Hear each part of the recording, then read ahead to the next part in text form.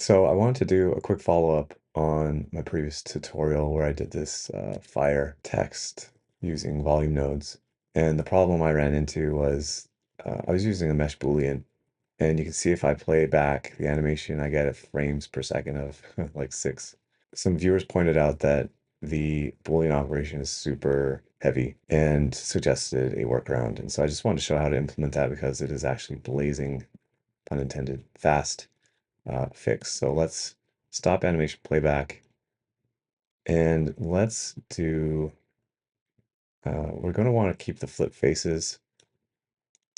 I guess just a really quick lay of the land here. We got strings to curve and we fill that curve and then we take that output and extrude it and then take that same output here and flip the faces, getting ready to Boolean the meshes together.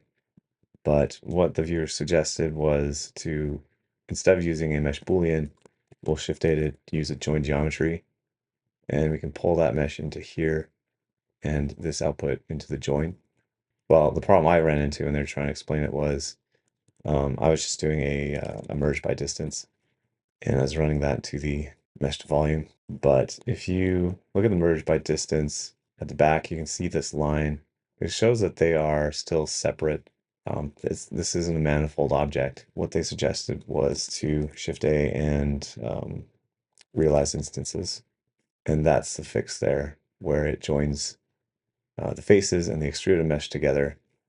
And now if we get rid of this viewer node and go to our camera and hit play, we're still dropping a little bit below our target frame rate, but it is so much better than the 5 or 6 frames.